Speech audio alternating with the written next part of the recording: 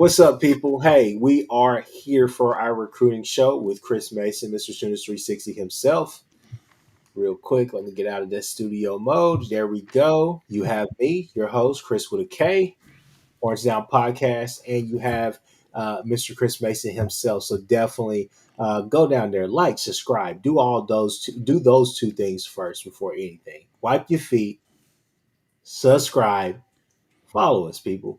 We're trying to get these shows to 1,000 subscribers. We are, steadily approaching that, and we're doing pretty damn good. Good, honest OU content, nothing else. We'll talk about a little bit other stuff as well, but we just love talking about OU, and we love talking about recruiting tonight. Chris Mason, how you doing? I am doing good. It is a good place to be part of a college football playoff participant university fan. Yeah, yeah, yeah. We are a participant. We have a really cool matchup or rematch, the grudge match, the rubber match against Alabama. Can't wait for that next Friday night. We will be watching college football. But for now, Chris Mason, we got to jump in here and talk about recruiting. Obviously, it looks like things are still hot on the 2027 trails. We just picked up a pretty big commitment from a D lineman. So the floor is yours. I'll let you go ahead and tell us about that commitment. Yeah, it's Elijah Harmon. He is from California, from the SoCal area. He's 6'3", 300 pounds. He had a very good sophomore year. On the camp circuit, he was probably one of the top five defensive tackles for 2027 while working out at various places, along with Jalen Brewster. He injured his knee in August, not an ACL, just a meniscus. Had to have some cleanup done, which meant that he missed. He missed his junior year, which is a little bit of a bummer. But OU stuck with him through this process. He fits what OU wants in terms of a defensive tackle, very active, 300-pound plus defensive tackle by the time he probably makes it to Norman. I mean, Oregon, USC, were probably the other two big teams involved. So that'll tell you exactly where he was, where his value is, where he's valued. And he's the first defensive tackle for 2027. It's not a deep pool of defensive tackles in this class, at least so far. OU hasn't offered a lot of kids. OU obviously kind of suffered a setback when Jalen Brewster chose the big money suitcase from Lubbock. So I'm not sure that OU can flip that like they did with Cooper Hackett. So this was a big pickup. This starts the class. He's a top 200 rated player. I think if he's healthy and he goes through the camp circuit, again, I think he could easily rise back up into like the top 100 range. He's got that kind of talent. So to steal this kid from California, from USC badly wants him, so they'll continue to recruit him. But I think OU's established a good place, and I like Todd Bates from a position of relationship strength and getting this guy on board early. So this is a big acquisition. Defensive tackle is, just as we know, is a key position. OU only signed two guys last week instead of the three that they wanted, but and they only signed one the previous year, Trenton Wilson. So OU needs to probably sign three guys, and we'll talk a little bit about the scholarship number game that OU has, where I think three defensive tackles make a lot of sense this year. So Let's go ahead and segue into that. It looks like that's the next topic that's up. It's 105 ships. It seems like that is the number that you talk about on and off the screen. Is that going to be a real number here in the SEC? People, if you don't know, we're at 85. That's a rule for the SEC, but the Big Ten, I think some other conferences are at the 105 already, right? yeah, but I'm not sure how much they've really been focused on that. Yeah. In terms of really signing 105 true scholarship players. But the SEC voted this week, voted before the weekend games to move to 105 scholarships. That is official. OU, I think, was operating under the presumption that it would be official. So that means that OU, you saw OU add players at the end of the class. They added an extra linebacker in Tristan Moore. They added another backer and defensive end in Bathurst, Dane Bathurst. They tried to add another defensive lineman in Malike Franklin, who went elsewhere. They tried to add a couple of offensive linemen. So we had pretty much thought the OU recruiting class, based on the 85 number, was going to be somewhere in the 22 range. But obviously OU signed 24 and was willing to sign as many as 28, maybe go as high as 29, if some of their feelers out there had landed folks who wanted to visit. Like, they went with Davion Gross as well on the day before signing day. They tried to make that work, and I think we're getting used a little bit, but that's an old topic. We're not going to focus on that anymore. But yeah, I think, Chris, the 105 number changes things considerably. I think if you in your mind you were thinking that with an 85 number, you sort of you didn't want to sign more than like 100 kids in a 4-year time period. So if you've got 20 more scholarships, I think over a 4-year time period, I think you want to be closer to about 120. So I think you're talking class sizes every year, high school wise, of closer to 28 to 30. Yeah, I mean, you take as many kids as you can. You try to figure out who are the late bloomers, and that's a path that I thought we were always going to take anyways, because if there wasn't such a constant shift in the landscape of college football, the recruiting trail, the playing field, the tournament, the college football playoff, at some point you just thought, okay, well, the Taylor Wine effect is going to happen every single cycle for these guys, because they're going to recruit hard to get those early signees, but they're also going to recruit and maybe not Taylor Wine per se, but you get what I'm saying. As far as just later in the cycle, trying to still figure out if there's a couple of hidden gems out there. You get what I'm saying? With this staff at the very least, and especially now with Nagy and crew. But I think that they're trying to identify kids as quick as possible. But yeah, no, the 105, I think that's definitely needed. I think that now you have a little bit legway, and you can shelve some kids to try to get them to mature and progress as they need to. Because it's paying dividends for us. Yeah, I think definitely with the OU staff, the way OU staff is built, and with Nagy scouring film for guys that, okay, this guy isn't quite there. I put him in our program for 2 years. He's going to be there, right? Okay, so you could see OU adding, you're like, well, why do we have these like 5 3-star guys added at the end of the class? Well, they're at developmental guys because we have more roster room, and there's no point, and we don't have NIL money and house settlement money to sign 5 more 5-stars. If you listen to the Oklahoma Breakdown today, Jim Nagy was clearly telling you that you can recruit 10 5-stars, but you don't have the money to sign them. Yeah. So you got to space things out. You got to. It's like And no, NFL teams don't want more than like 2 or 3 first-round draft picks. They don't want 5 first-round draft picks because it doesn't help them. It doesn't work. The salary cap doesn't like that. It doesn't work that way. And that's what we're going to see more and more with the bigger programs from that perspective. But the last couple of points, Chris, I took everybody I could pull from the OU roster and pushed them into their 2026 classifications. I think I got everybody from the kicking special teams group that I think has a scholarship, or at least should have a scholarship.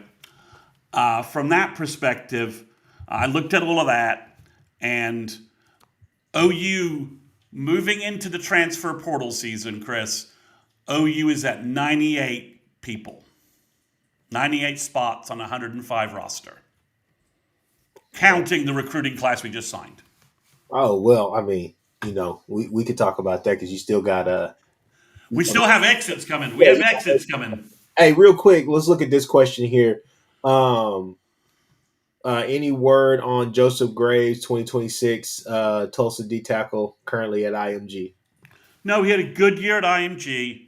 He's not put out like a Final 5 or a Final 10. There are no rumors or whispers that he's getting ready to go. I'm going to talk about another defensive tackle who is about to commit in about 30 days, well, actually closer to 3 weeks.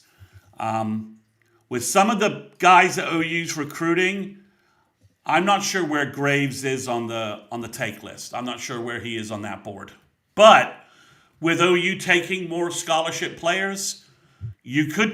This is where you can take a guy like Graves, and if he's slightly lower on your board, you can sign him, stash him for 2 years, and then he could be like Marcus Strong. He could be like, okay, I've got something here now. From that perspective, so we'll see. The 105 number changes a lot of our perceptions and beliefs about roster management numbers and how many guys OU can sign and bring in at various positions. I just think it's using old school logic, using 85 logic. I wonder if OU has room for him. With 105, if he's your fourth defensive tackle in the class, is that a problem, really? I'm not sure it is. Yeah. Let's go to your third topic, which is a recap of recent 2027 verbals. Yeah, just because there was so much action going on. Just a reminder that OU got Trayvon Hall from Tuscaloosa on the Sunday before signing day. So that's the second wide receiver in the class. He's 6 foot, 180 pounds. So he's not a big guy. And Damari Duzerne also is not that big. Those two guys are both fast, agile, big play, small receivers. But if OU is looking for a third receiver in the class, maybe a bigger guy is kind of maybe where they'll be leaning. So we'll have to see how that works out. And then they got a surprising verbal from Keldred Ben from Montgomery, Texas. He's a 1,500-yard running back with a 10-yard per carry average. His film's great, but that gives OU two running backs for the class, which, Chris, again, 85 logic says OU's done at running back. Yeah. 105 logic says if you find a back you really like, can you go to 3 backs in the class, especially since Jackson Stokes is more of an all-purpose back, third down back. He's not a slam it between the tackles kind of back. So that's interesting there. So those two verbals plus Elijah Harmon put OU at, let me get the right screen here. And yep. So that puts OU at 11 verbal commitments with 184 points on the 247 system.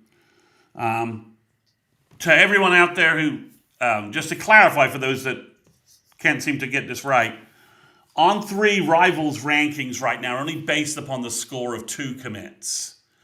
This is why Texas Tech is still number 1 and OU is 2 or 3, because it's basically Cooper Hackett and Caden Penny versus Tavion Bryant and Jalen Brewster for Texas Tech. So OU's got more commits with better values, but On3 right now Rivals is only using this two recruit number. They're only counting the value of 2 recruits. And until they change that number, OU can add every player they want, but they're not going to jump Texas Tech on those rankings. So it's like On3 is always trying to do something spiteful, right?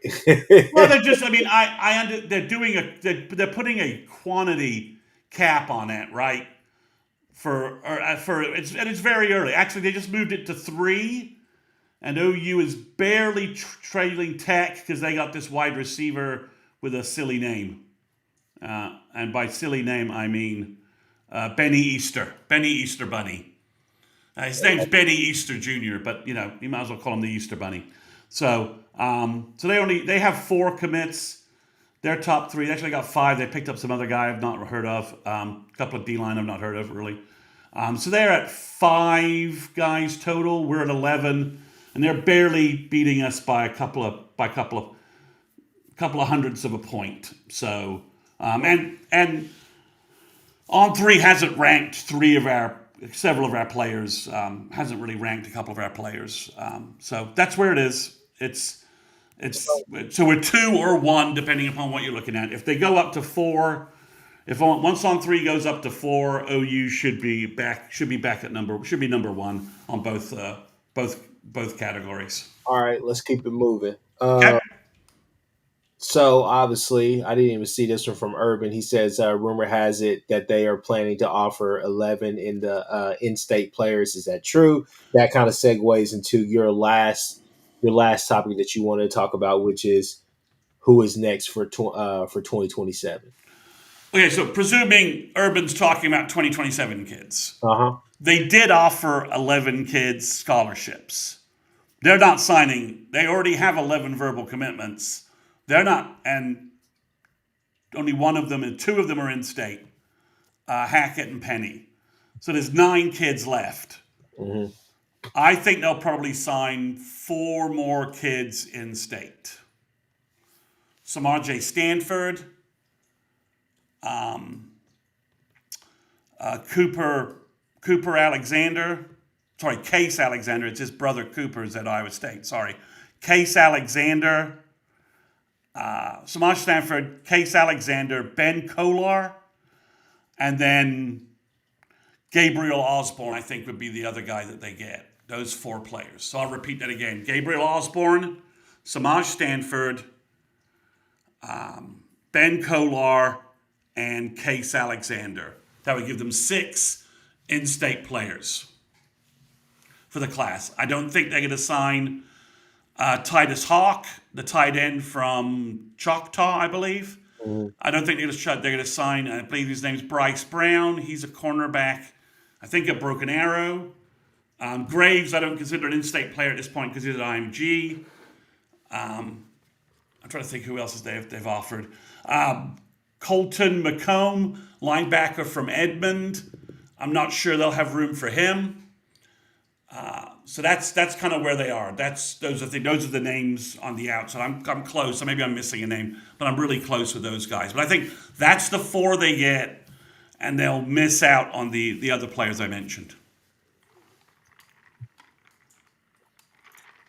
Urban says so. They are just backing off the offers. No, it's first come, first served.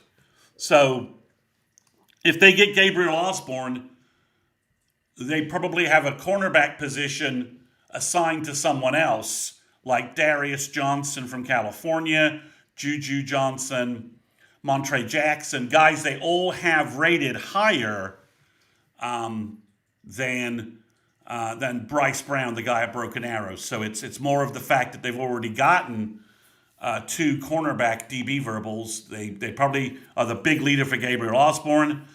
They were the leader for Juju Johnson, and Montre Jackson is somebody they've been recruiting for 3 years, and they also have highly rated. So at linebacker, then I don't know if they get Cooper Witten and Case Alexander.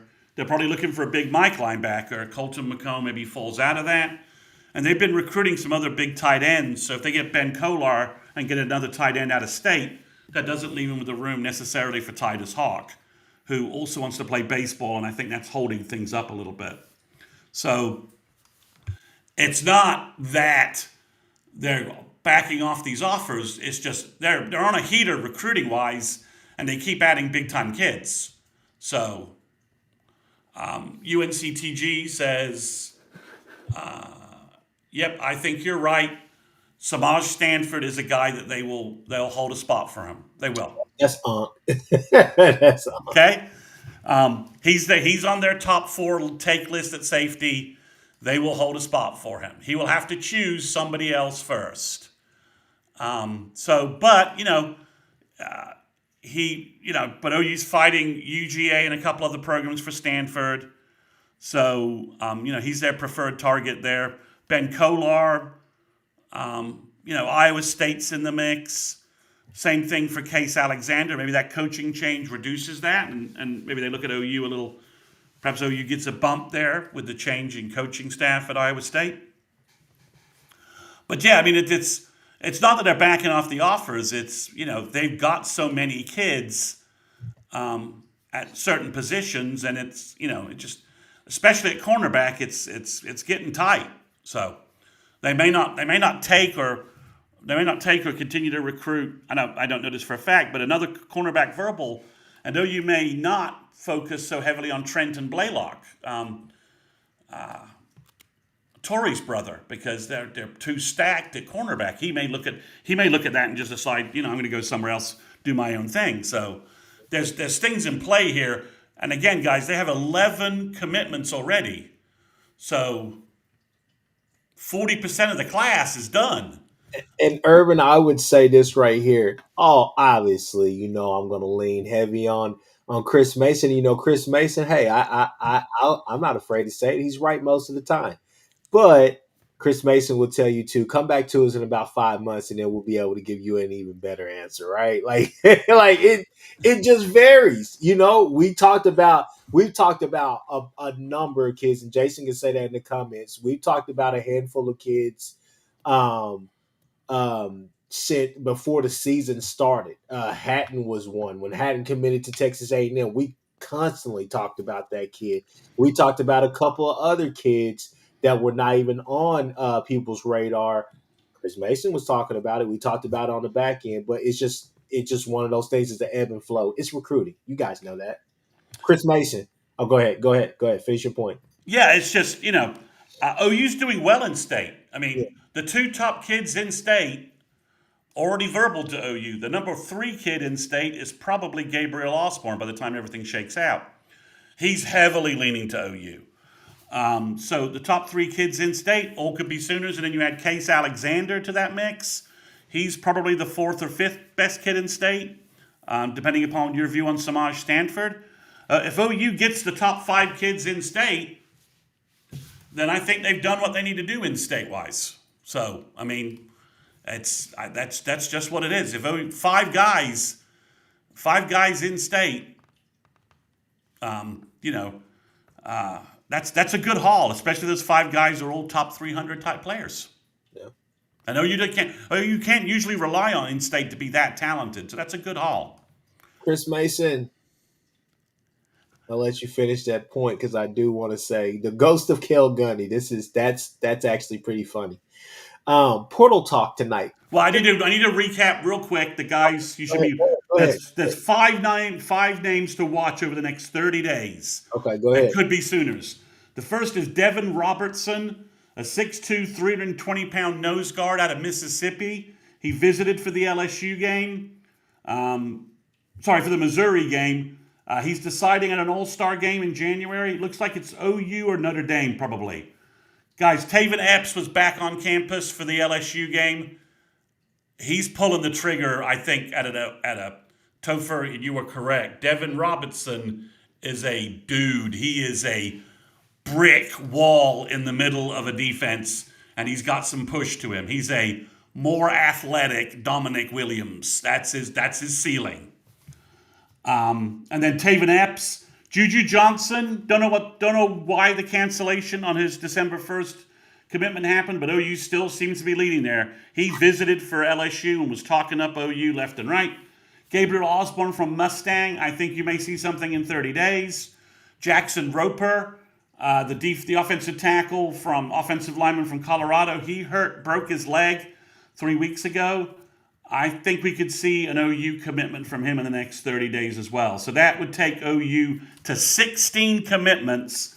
And every one of the guys I just rattled off is Devin Robinson's not a top 300 player because guys just don't watch film. I don't get it. So he's a big-ass, fast Mississippi defensive tackle.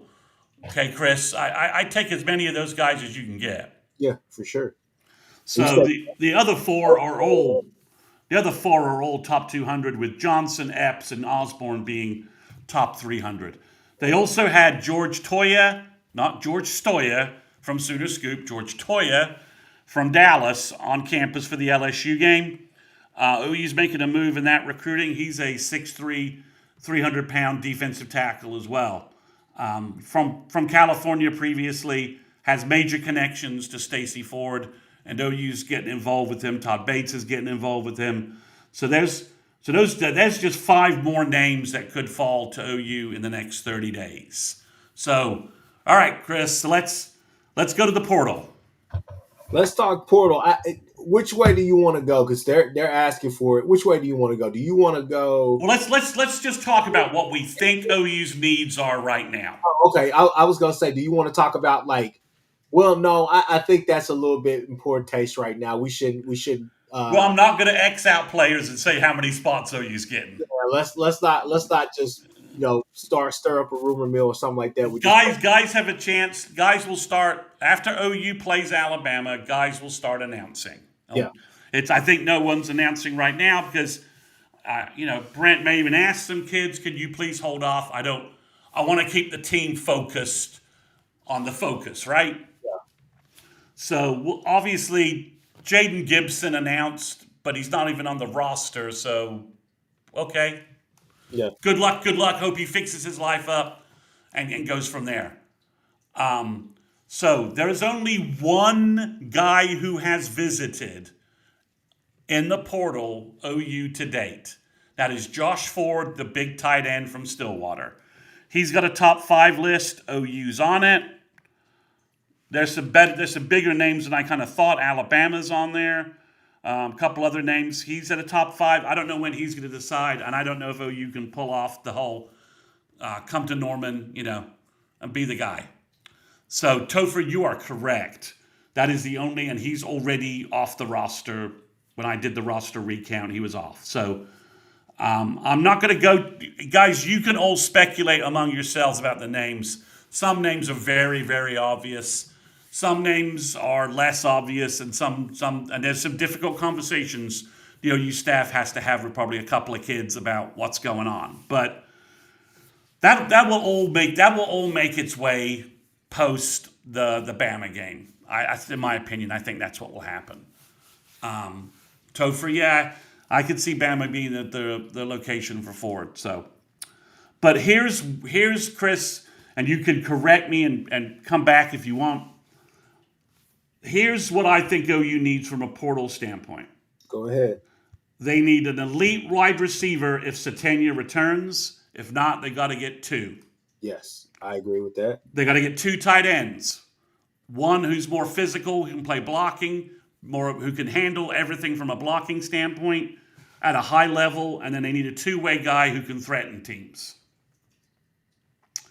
They need 1 offensive guard.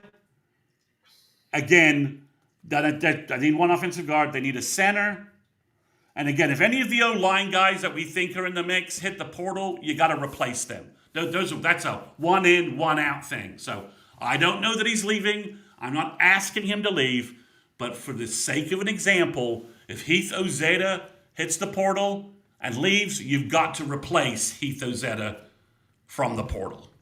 It's a one. You gotta be even Steven with those O-line guys. We need 2 regardless, but we need to replace. If we lose guys, we need to replace guys. At defensive tackle, if you can find a guy, a defensive tackle would be ideal. Put this guy on your radar. Give me a second. The big Purdue guy? Yeah, the big Purdue kid. That's what Sugio. Sugio said Purdue starter, D tackle, 6'3", 345 in the portal. That may be a little big for us. Yeah. Yeah, maybe. Guys, I literally know nothing about him. Not a thing. So, he could be. If you watch the breakdown video that Nagy did with the Oklahoma breakdown, he made it very clear that the scouting department is doing nothing but developing dossiers of players they want to recruit in the portal.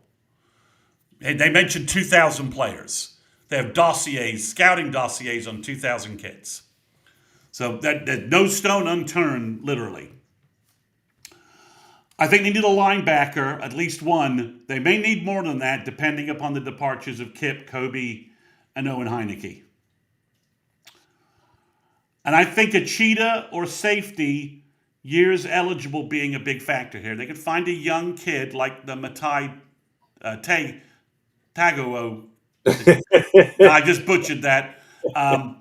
The Matai Teo guy from USC, who's a redshirt freshman that was heavily interested in OU out of high school.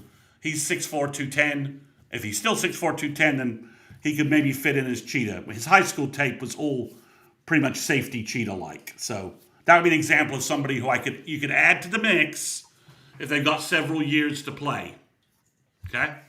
Because I think that's one of those things. Cheetah and linebacker, if you can't pick up like a senior who could just walk in and know the OU defense, you got to get some guys with some years, right? From that perspective, you got to have some guys that can year one maybe they're not a big focus. Year two they blow up. So Chris, I have OU with about 8 to 9 portal spots right now. The I think D tackle over DN just because OU has 3 DNs enrolling early, and Nagy was clear that I think we need to say Creole. That's not cruel. It's Creole, right? Creole or Krell? it sounded like Krell's what I think. Krell. He said Krell's going to play, so and So, he's enrolling early, so that gives you more defensive help already. okay, but here's where I'm at with it. First off, you didn't talk about running back. I think that you got to go and get you get you a running back out of it. Yeah, but we don't know running back's leaving yet. Yeah, yeah, I know that, but That's a one for one swap. that's Okay, if a running back leaves, yeah. bring in a running back. I mean, at the end of the well, obviously, Odd is done. We will see what happens with Barnes and Tatum. I guess that's where we're at. But I Well, think, Barnes is done.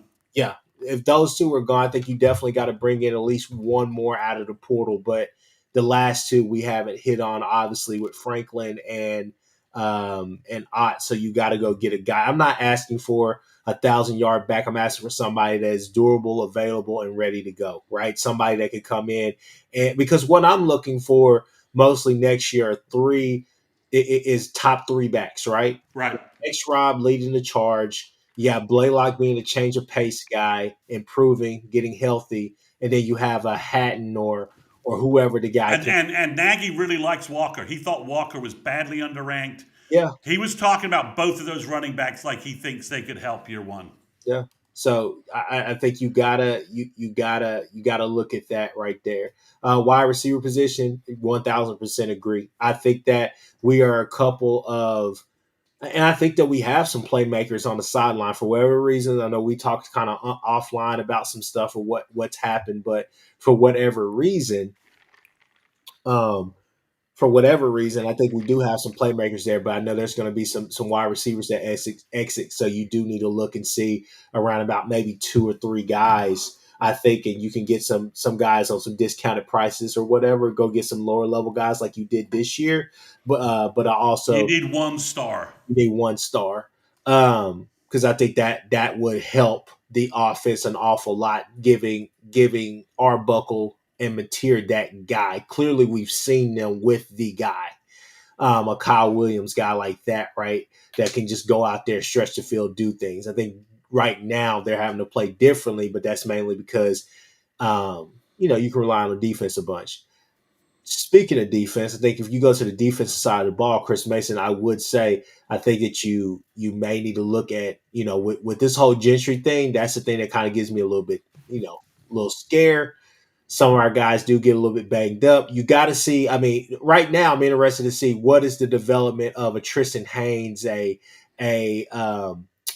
Malik Hawkins. You got to think about Newcomb as well. He was going to play a big part in this. And that really has kind of spearheaded the whole maturation process for Davon Jordan. But I think that you may need to just look at corner, just look and see what's out there.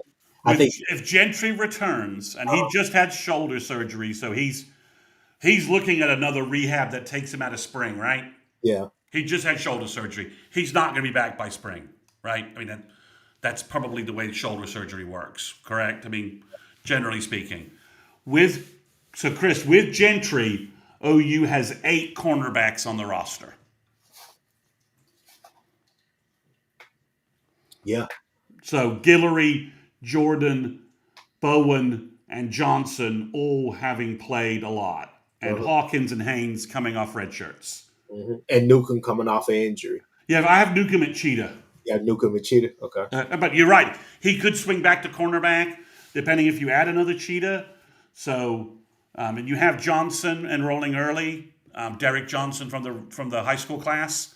So I just think with Guillory, Jordan, Bowen, and Johnson, you have to find a cornerback better than Bowen and Guillory in I the would be portal. surprised if that was a spot where, again, like they did last year, they took a chance on themselves opposed to looking externally. You Yeah, go, at safety you have six bodies: Bowen, Hardy, Bogo, Amarian, and Wimbley and Ford.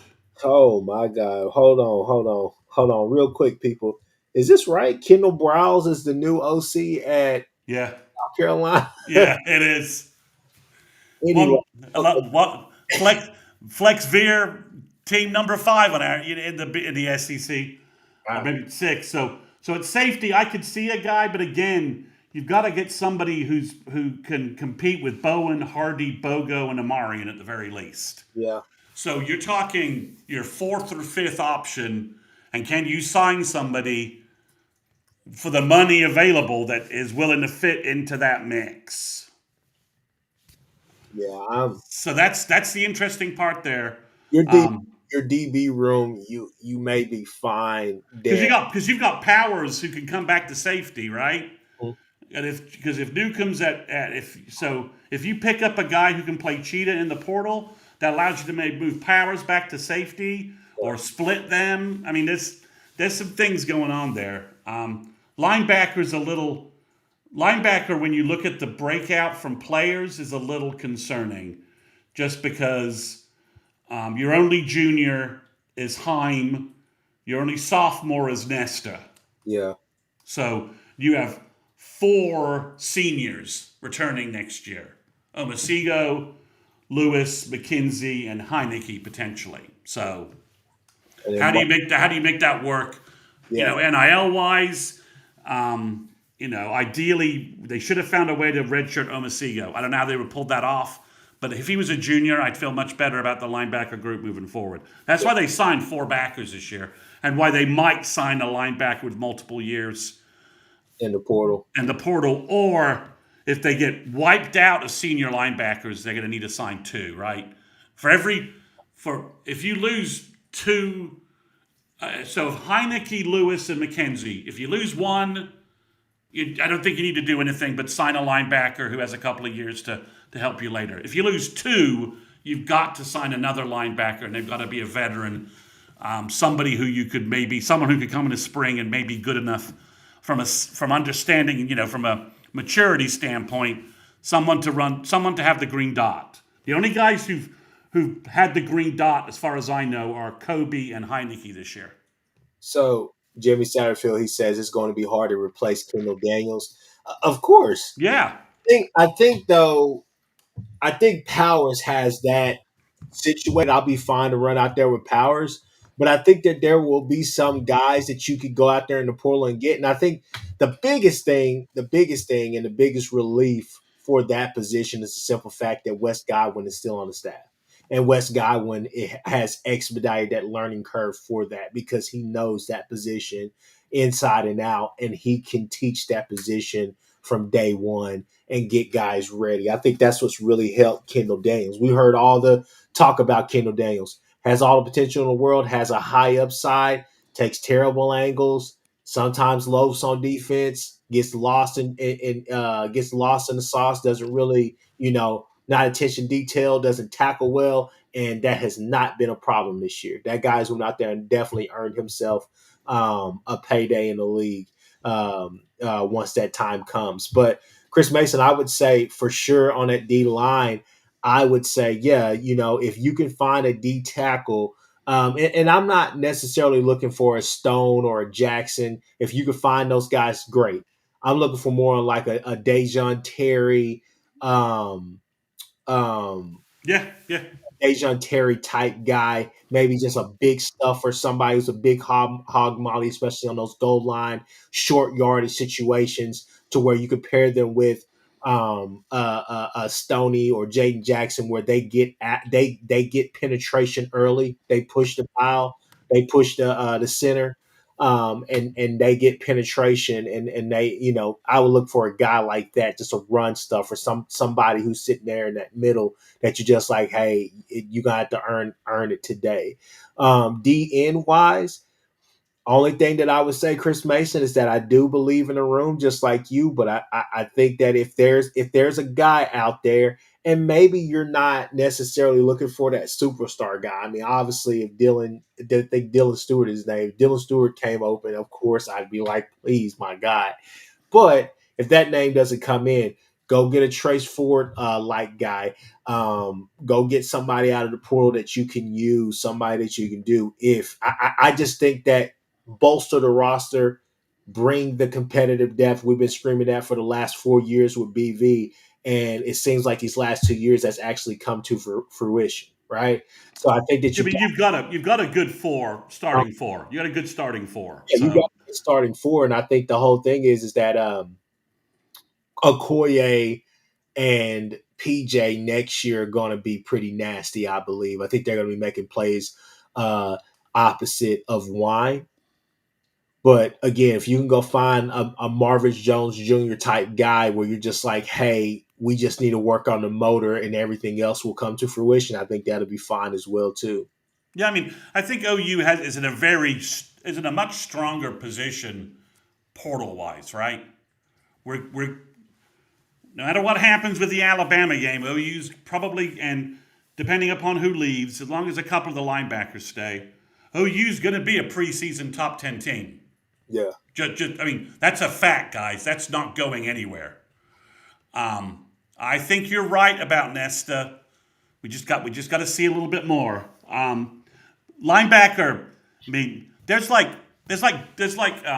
bachelor's degree linebacker school, right?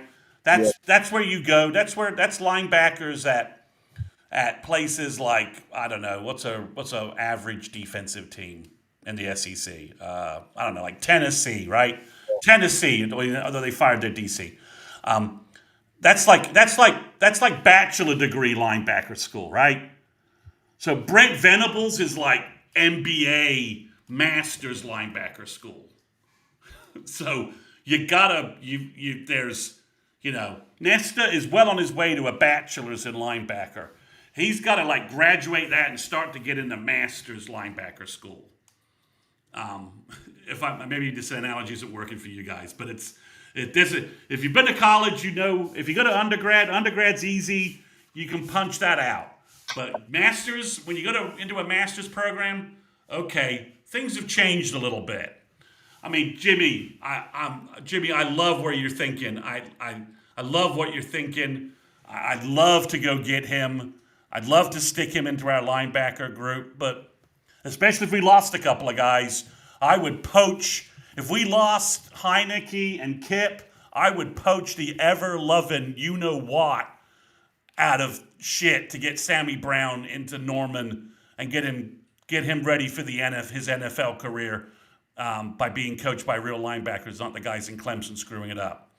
So yeah, I mean, and guys, don't think OU is not going to be looking at, if they start losing linebackers, they'll be sending out a flare to guys. You want to come be a star linebacker in Norman? Get your ass over here. So things get real interesting if we lose two of those three guys, right? As long as you got two of them, OU's fine. Along with Samuel Masigo, sign another guy, and we need Heim is also a wild card at Cheetah as well, because he played Cheetah previous spring and looked good at it. So can you kind of forget about him? Taylor Heim, 6'6", 225. Yeah. Athletic as all get out, big arms, coverage, He's lifts a off the overhang defender. There's a yeah, lot there that he could be Kendall Daniels 2.0. yeah, he's a guy that could potentially fill that void. I think in linebacker, and this is what I'll say about linebacker. I had a friend. Shout out to that guy, Brandon. You're if you're watching this, just your barbecue is terrible. Regardless, though, he came into the season. He texted me every single chance he got and said, "Man, I'm a little bit scared about our linebacker depth." And I was like, "What are you talking about?" I was like, "Man, we got Kobe, we got Kip, we got Sammy O." I was like, there's a couple of kids that they're talking about is going to be big. I did not predict Heineke was going to have the year that he is having. Nah. Um, and the whole thing was, I told him, I said, I'm confident because linebacker, I know one damn thing about this OU team. Coming off of a 6-7 year last year, coming off all the doubts and all the hate, and all the rest of that stuff. I said, I know this defense is going to be really damn good, and I think they're going to be better than last year. And the last thing that I would really be worried about is linebackers. Brent Venables is there. Wes Godwin is there. There's a reason he went and got Nate Dry. And Nate Dryling's an upgrade over what we had before. He is. Exactly. So I was just like, I feel like they're gonna figure that out. Well, we're young, we're this, we're that. We've been damn good at linebacker this year, and that has been a big part of it. And I forgot who that guy was, who the hell ever, who that reporter right there who's saying Texas Tech has the best front six in the nation. My God, you could not be any more wrong than you already are. That is ridiculous. That's that's crazy, man. I mean, it's Big 12 good. It's the best in the Big 12. Uh, But yeah, we know what the hell that means. and I think Texas Tech is a good team. I'm not gonna sit here and act like they don't play really good team defense. They do, but let's be real now. Let's be I real. mean, they lost to Arizona State, who lost to Mississippi State. Chris Mason, here's a question right here. I think we can kind of end it right here. Just with Yeah. talk, unless you got some more speculation. No, not on portal stuff. High school stuff is we need some stuff to percolate a little bit more. Gotcha. But All right. yeah. Boomer 129 says, "Do we take a quarterback in the portal? And is the Arizona kid available?" This has been asked a couple of times. Well, the second question, yes, the Levitt kid's available. I mean, Dillingham was all but throwing dirt on him at their football banquet. I wish the kid luck in his future endeavors. So he's gone. Would OU? I mean, just remember, OU has a salary cap. So if you take Levitt, you have to jettison Mateer. That's the reality. You can't have Levitt and Mateer on the same roster. There's no way Jim Nagy is going to manage our salary cap that way. At all. Not happening. Not going to go. Not going to occur that way. Okay? So that's Linebacker, yeah. He is. well, yeah, but he's not going to pop in the portal. Yeah, I mean, I mean, I wish I'll avoid making an embarrassing comment. But anyway, we have 5 quarterbacks on roster if no one leaves. That is, you don't need a 6th kid. So someone's going to have to leave, and then the Mateer situation. Let's get past the Bama game and see where we are. Okay, if everyone universally agrees that Mateer loses us the Bama game, plays like crap, and you need to reevaluate where you are, then yeah, you could have a conversation with Mateer and Sam Levitt. He's not taking a pay cut. Breadthrough in 2 quarterbacks, Bevo's bodyguard. That's rich coming from Texas about ruining quarterbacks. That's awfully rich. Don't listen to him. He lost Trey Owens today and don't even realize. Well, Trey Owens looks like he belongs on the 1969. When you see his haircut, his picture looks like he belongs on one of the all-white UT teams for the 1960s. So so you could jump in a time machine and maybe do that. I don't know why people. It's sort of taken a life of its own that Kobe's going to jump this year. He's obviously never said anything. It's just he's been in the program 4 years. I think. Is he maxed out? I don't think he is. He played much better this year than any year before that. So I don't know, but I don't think OU's going to take a transfer quarterback, but talk to me after the Alabama game and maybe I'll be singing a different tune. Or I'll be saying, no, did you just watch the Bama game? That's the stupidest thing I've ever heard. So, we'll see. We'll see how that goes. But I don't think OU's actively looking for a quarterback right now. Gotcha. I wouldn't. That would not be where I would think Nagy is, because he's got some cost stability built in with his Mateer 2-year deal. Don't have to renegotiate that. Doesn't have to go back and compete with other folks. I mean, guys, money. Trey Owens would start at OU. Okay, that's funny. I didn't realize you had that kind of humor in you. So I don't think OU's looking for a quarterback. But again, talk to me after the Alabama game. So, other than that, okay, Hall of Fame. This is recruiting, not the offensive, the regular season offensive review show. So we'll go. Some people optimism. It's been 20 days between that and this right here, man. We can make a real run, man. I believe it's 11 days until we got to play football again. We're going to have healthy running backs. Could make a world of difference. That can make a world of difference. So, and if we can, please hit some more of that mid zone, because that looked to work pretty damn well in that LSU. Look at those plays that worked, dump the plays that don't work, and go from there. So, but yeah, overall, I would say the top two requirements where the most of your cash should go in the portal are an elite wide receiver, an elite two-way tight end.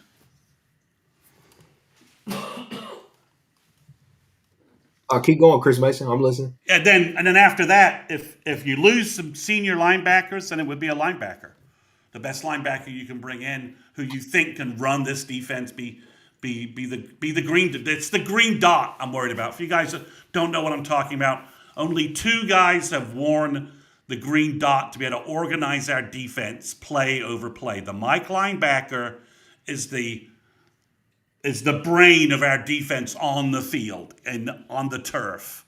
And only 2 guys have worn the green dot, Heineke and Kobe. If you lose both of those, you got to find somebody who can be that brain of the linebacker room. And Kip and Omasigo, they've got a whole off season to adjust, and I think both those guys have been in the program long enough they could.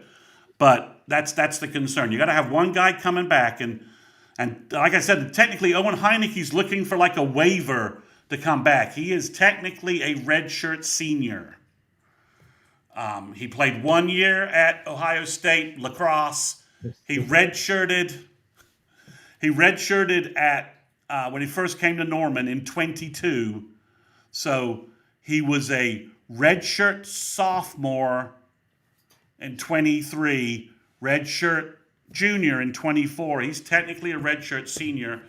And OU is trying to get the lacrosse year back. Which is crazy that, there's plenty of players. I mean, hell, this is what I don't get by the NCAA. There's literally a wide receiver right now that what he's 28 years old or whatever at Arkansas and came back. Well, that's a little bit different, because I don't think that he just went to the minor leagues and went to the majors for a little bit and then ended up just going to college, right? But there's plenty of stories with kids who play different sports and ended up coming back and still having eligibility left. So I don't know.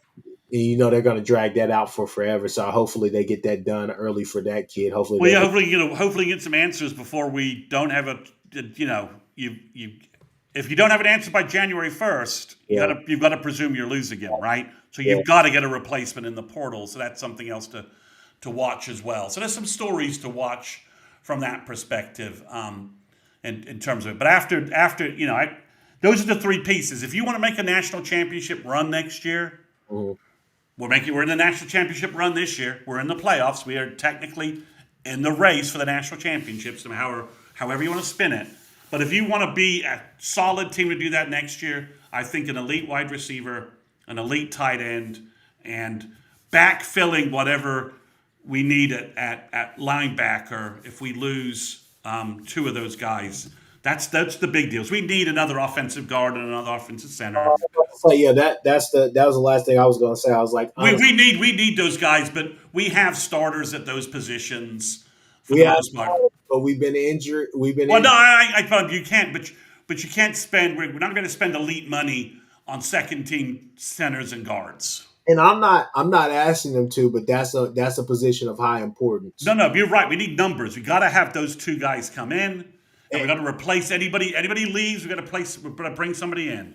and I get what you're saying because you're stuck between a rock and a hard place simply because you don't want to go and overspend, but you also don't want to go get the G5 All Star. Shout out to my guy Brady Trentham for that, for coining that phrase. But you don't want to No, go. you are. You need, and hope. And like I said, the this will be the first Nagy portal class, right? And Nagy did nothing but find gems in the lower classes, to a lower division. Sorry, lower class is a terrible term. Lower divisions into the Senior Bowl, right? Yeah. He routinely found guys and put them in the Senior Bowl, and NFL scouts were like, well, who the hell are these guys?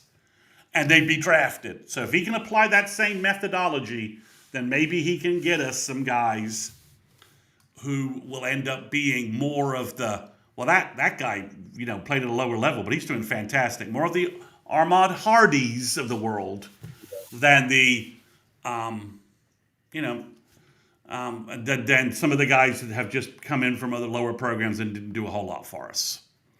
So it's a balancing act, and everybody's going to be doing it, right? Yeah. So I was going to yeah, say, all right, people, look, we've been on here for damn near an hour giving you the yep. facts, giving you the news, giving you answers to some of your questions. We've done it all. We've even, entertained Bevo for a little bit. He wants everybody to be pissed off because he's pissed off because, Do we well, have a, do we have a graphic for Bevo? Can you put one? Can you? he's I look. I sometimes I forget that Bevo is even gonna come in here. He hid out for like 3 weeks when everything. you know, Bevo was on a milk we, cart. we we set out search parties for him. Yeah, where's Bevo? We didn't see Ben G tonight. That's surprising. I thought Ben G would be in here, but shout out to our Texas brethren, man. Y'all Yep. will be playing Michigan in the Cheez-It Bowl without a lot of your key players, and we will be playing in the college football playoffs. So, with that being said, people, look, we will be back. I think maybe Thursday or so with Jason for our big show. We'll start talking some Some Bama. Bama, but some season review stuff. Some season review. Uh, Chance to look back at why OU went 10-2 rather than 6-6. oh yeah. And well, we'll play a drinking game too every time Jason says Mateer sucks. I think that if you may want to start out light because I think Jason may put you over. You may black out. With that, being said, it is what it is. The offense has not been what we thought it was going to be. So with that being said, people, we'll talk to you guys soon. We're out of